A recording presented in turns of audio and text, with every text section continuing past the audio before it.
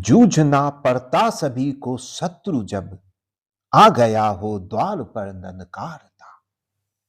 शत्रु जब आ गया हो द्वार पर ललकारता।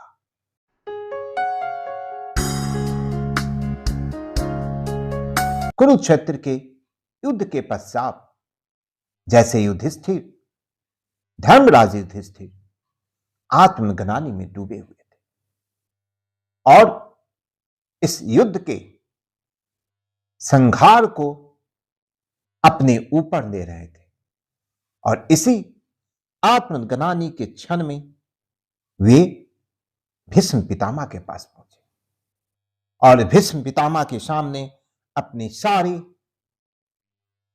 मन की ग्लानि को उगल दिया।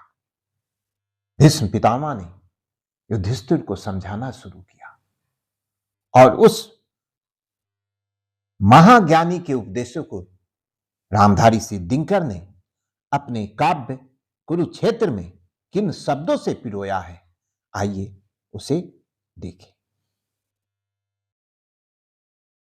और तब चुप हो रहे कौन्ते, संयमित करके किसी विध शोक दुष्परि में।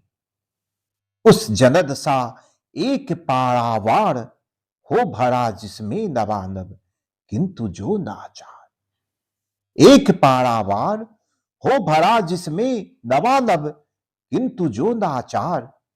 बरस तो सकता नहीं रहता मगर बेचैन। भीष्म ने देखा गगन की ओर, भीष्म ने देखा गगन की ओर, मापते मानो युधिष्ठिर के हृदय का छोर। भीष्म ने देखा गगन की ओर, मापते मानो युधिष्ठिर के हृदय का छोर। और बोले हाय नर के भाग, क्या कभी तू भी तिमिर के पार।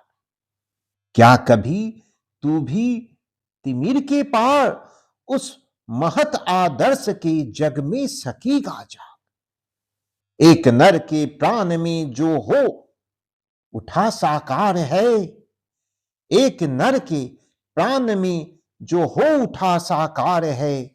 आज दुख से खेद से निर्वेद के आघात से। और युधिष्ठिर से कहा तूफान देखा है कभी, किस तरह आता प्रलय का नाद वह करता हुआ। कालसा बन में द्रुमों को तोड़ता छक छोड़ता। और मूनो छेद कर भू पर सुनाता क्रोध से, उन सहस्त्रों पादपों को जो की छीना धार है। रुग्ण शाखाएं द्रुमों की हर हरा कर टूटती, टूट गिरे शावकों के साथ निर्विहंग के। टूट गिरते शावकों के साथ निर्विहंग के, अंग भर जाते बनानी के निहत तरु गुण में से। छिन्न फूलों के दनों से पक्षियों की देह से, अंग भर जाते बनानी के निहत तरु गुण में से। छिन्न फूलों के दनों से पक्षियों के देह से। पर सिराएं जिस मरी रूह की अतन में है गरी, वह नहीं भयभीत होता क्रूर झंझावात से। शीश पर बहता हुआ तूफान जाता है चला, शीश पर बहता हुआ तूफान जाता है चला। नोचता कुछ पत्र या कुछ डालियों को तोड़ता, किंतु इसके बाद जो कुछ शेष रह जाता उसे, किंतु इसके बाद जो कुछ शेष रह जाता उसे। वन विभव के क्षय बनानी के करुण वैधव्य को। देखता जीवित महिरूह शोक से निर्वेद से, देखता जीवित महिरूह शोक से निर्वेद से। कनांत पत्रों को झुकाए स्तब्ध मौन आकाश में। कनांत पत्रों को झुकाए स्तब्ध मौन आकाश में। सोचता है भेजती हमको प्रकृति तूफान क्यों। पर नहीं यह ज्ञात उस जड़ वृक्ष को, पर नहीं यह ज्ञात उस जड़ वृक्ष को, प्रकृति भी तो है अधीन विमर्श के। पर नहीं यह ज्ञात उस जड़ वृक्ष को, प्रकृति भी तो है अधीन विमर्श के। यह प्रभंजन शस्त्र है उसका नहीं, किंतु है आवेगमय विस्फोट उसके प्राण का। जो जमा होता प्रचंड निधाग से, फूटना जिसका सहज अनिवार्य है। यों ही नरों में भी विकारों की शिखाएं आग सी, यों ही नरों में भी विकारों की शिखाएं आग सी, एक से मिल एक जनती है प्रचंडा वेग से। तप्त होता क्षुद्र अंतर्व्योम पहले व्यक्ति का, और तब उठता धधक समुदाय का आकाश भी। क्षोभ से, दाहक घृणा से, ग्रंथ ईर्ष्या द्वेष से, भट्टियों के इस भांति जब तैयार होती है, तभी युद्ध का ज्वालामुखी है फूटता। युद्ध का ज्वालामुखी है फूटता, राजनैतिक उलझनों के ब्याज से, या कि देश प्रेम का अवलंब दे। युद्ध का ज्वालामुखी है फूटता, राजनैतिक उलझनों के ब्याज से, या कि देश प्रेम का अवलंब दे। किंतु सबके मूल में रहता हलाहल है वही, फैलता है जो घृणा से, स्वार्थ में विद्वेष से। किंतु सबके मूल में रहता हलाल है वही, फैलता है जो घृणा से, स्वार्थ में विद्वेष से। युद्ध को पहचानते सब लोग हैं, जानते हैं युद्ध का परिणाम अंतिम ध्वंस है। युद्ध को पहचानते सब लोग हैं, जानते हैं युद्ध का परिणाम अंतिम ध्वंस है। सत्य ही तो कोटिकाबद्ध पांच के सुख के लिए। किंतु मत समझो कि इस कुरुक्षेत्र में पांच के सुख ही सदैव प्रधान थे। युद्ध में मारे हुओं के सामने पांच के सुख दुख नहीं, उद्देश्य केवल मात्र थे। युद्ध में मारे हुओं के सामने पांच के सुख दुख नहीं, उद्देश्य केवल मात्र थे। और भी थे भाव उनके हृदय में, स्वार्थ के, नरता की जनते शौर्य के। खींचकर जिसने उन्हें आगे किया, खींचकर जिसने उन्हें आगे किया, हेतु उस आवेश का था और भी। युद्ध का उन्माद संक्रमणशील है, एक चिंगारी कहीं जागी अगर, एक चिंगारी कहीं जागी अगर, तुरंत वह उठते पवन 49 है, दौड़ती हंसती उबलती आग चारों ओर से।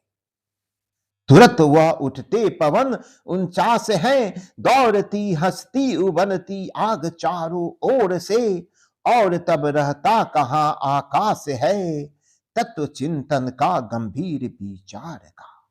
युद्ध की लपटे चुनौती भेजती, युद्ध की लपटे चुनौती भेजती, प्राण में नर में छिपे साधुर्न को। युद्ध की ललकार सुन प्रतिरोध से, युद्ध की ललकार सुन प्रतिशोध से, दीप्त हो अभिमान उठता बोल है।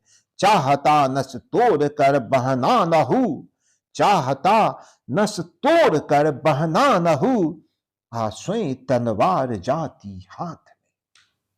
रुग्ण होना चाहता कोई नहीं, रुग्ण होना चाहता कोई नहीं, रोग लेकिन आ गया जब पास हो। तिक्त औषधि के सिवा उपचार क्या, रोग लेकिन आ गया जब पास हो। तिक्त औषधि के सिवा उपचार क्या, समित होगा वह नहीं मिष्टान से। है मृषा तेरे हृदय की जनपना, युद्ध करना पुण्य या दुष्पाप है, क्योंकि कोई कर्म है ऐसा नहीं, क्योंकि कोई कर्म है ऐसा नहीं जो स्वयं ही पुण्य हो या पाप। सत्य ही भगवान ने उस दिन कहा, सत्य ही भगवान ने उस दिन कहा, मुख्य है कर्ता हृदय की भावना, मुख्य है यह भाव जीवन युद्ध में, मुख्य है यह भाव जीवन युद्ध में, भिन्न हम कितना रहे निज कर्म से। सत्य ही भगवान ने उस दिन कहा, मुख्य है कर्ता हृदय की भावना, मुख्य है यह भाव जीवन युद्ध में, भिन्न हम कितना रहे निज कर्म से। असमर तो और भी अपवाद है, असमर तो और भी अपवाद है, चाहता कोई नहीं इसको मगर।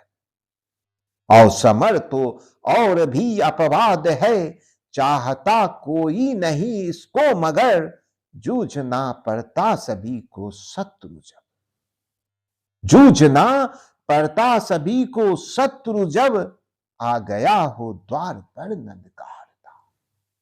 जूझना पड़ता सभी को शत्रु जब, आ गया हो द्वार पर नंदकार नाम। भीष्म पितामह ने युधिष्ठिर को यह समझाया कि ये तुम्हारे चाहने से नहीं होता है, और जब शत्रु तुम्हारे द्वार पर आ गया हो तो तुम्हारा धर्म बनता है कि हाथों में खड्ग लेकर, हाथों में तलवार लेकर उसका सामना करें। और जब रोग आती है तो उसके लिए औषधि की जरूरत होती है, मिष्ठान की नहीं। मिष्ठान खिलाने से जैसे रोग से निदान नहीं पा सकते हैं, उसी तरह जब शत्रु उन्माद पे व्याकुल हो और वो आपके वध करने के लिए, आपके अधिकारों को छीनने के लिए आपके पास आ गया हो, तो आप उससे प्रेम की भाषा या तपस्या में जाकर उसका हल नहीं कर सकते। फिर आपको शस्त्र उठाना पड़ता है। और इस युद्ध से लाभ सिर्फ 5 पांडवों को नहीं हुआ था, सभी का अपना अपना उद्देश्य था और सबने अपने अपने उद्देश्य के लिए इस युद्ध को बाजा। रामधारी सिद्धिंकर ने भीष्म पितामह के इस अच्छे अनमोल वचन को अनमोल शब्दों से पिरोया है, जिसकी जितनी भी प्रशंसा की जाए वो कमी है।